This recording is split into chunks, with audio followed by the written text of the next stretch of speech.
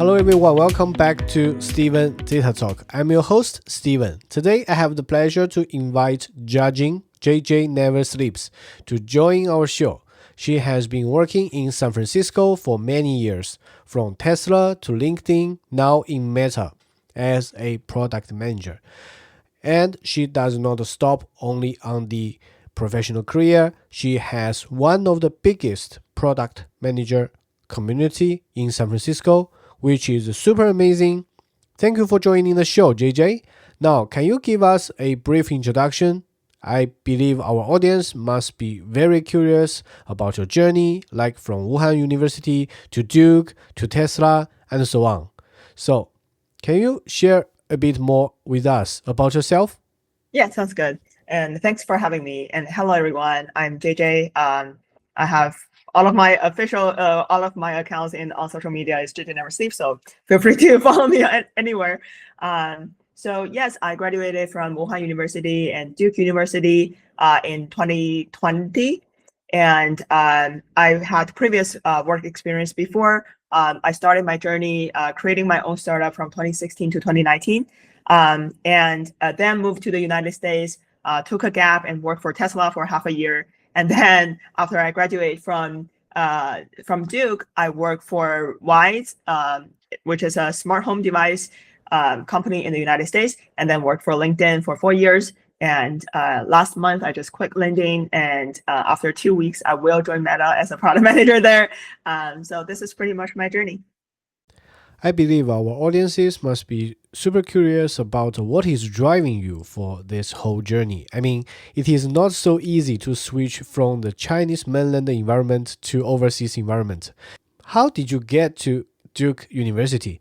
What was your secret of study and career move? So I wanted to work in tech and have my own company and started my tech career as a product manager when I was in high school. And when I was in high school, I wasn't a very typical good student, although it's a not bad high school. It's a pretty good high school, but I'm not one of those like really good kids. So I skip a lot of classes. I also skip a lot of take-home assignments because I was just a very confused kid back then. I was just curious, what should I do in the future?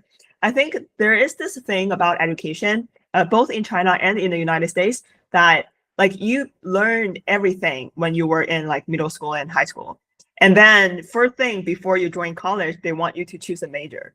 And I feel I feel so scared about that back then.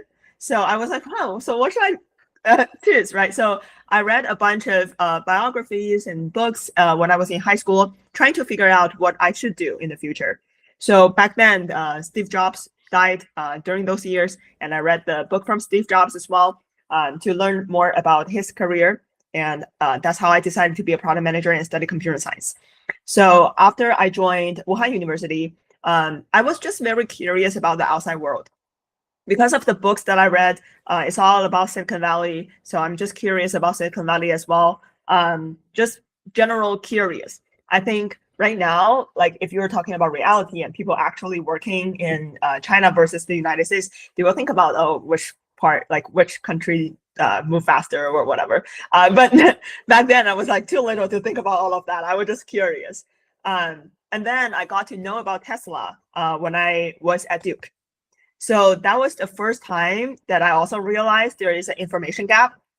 And sometimes when you think about this, I'm still like fascinated about this because you thought about internet connecting everyone, but still we live in bubbles. So it's a very interesting thing. Like if you think about like I can search about Tesla, and Tesla already exists in China back then, but I didn't know about this company at all. And I know about this company when I was at Duke, and there is a very famous course for our program called Competitive Strategy. And the professor was like, "Oh my God, this is such an innovation!" And I got intrigued by what he said. So I interviewed everyone I can to know more about this company, and eventually got a job to work at the company because I just did a lot of research and I'm just passionate about what the company does. And then after I work at Tesla, I think Tesla experience is the time that I started to learn more about big companies.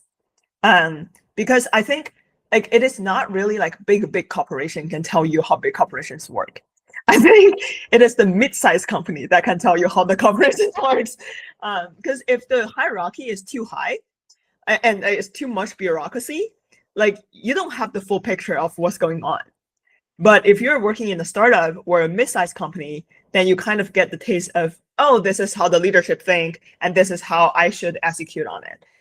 So I think the Tesla experience is my milestone that I actually understand, oh my God, this is how the world works.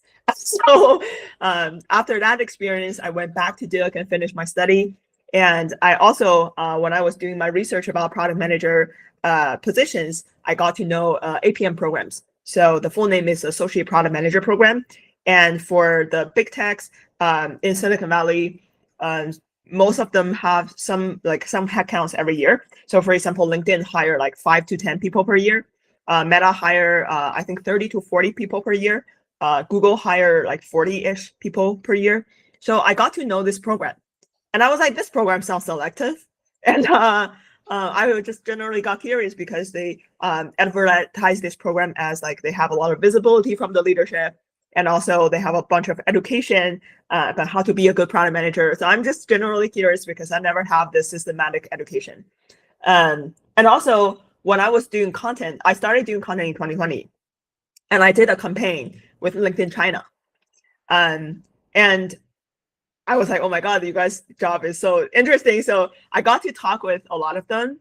And that was actually a shocking point for me because I realized no matter what they do at LinkedIn, like some of them are software engineer, some of them are like product operations or marketing, like no matter what positions they're working on, they generally have a deep understanding about economy and jobs.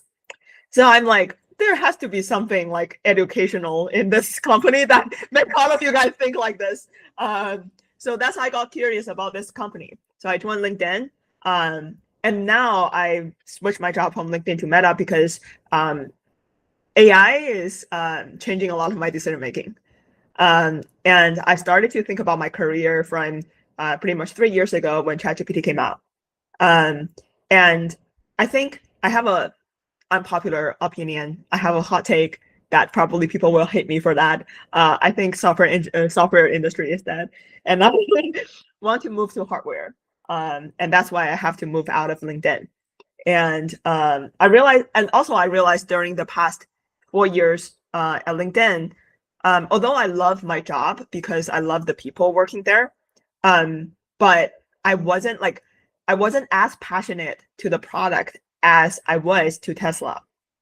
So I also realized that, oh, this is not my product.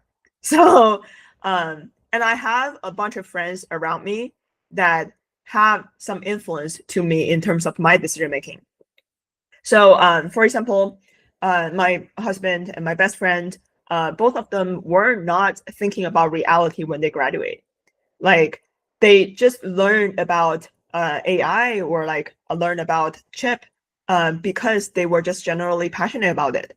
And they weren't thinking about, oh, what are the companies I could join or what type of positions I could work in or whether I will be like financial free like after a few years, whether the jobs will be well paid. They never thought about that. But they just followed their passion and eventually it worked out. I feel like I care too much when I was looking for a job. And now I want to follow my passion more and work on the stuff that might not give me a high pay, but I might be more interested in. Wow, that's super fascinating. I mean, you made a lot of choices which led you to today's achievements and your current role. And I think it's not only about how to study hard, but to make better choices along the way.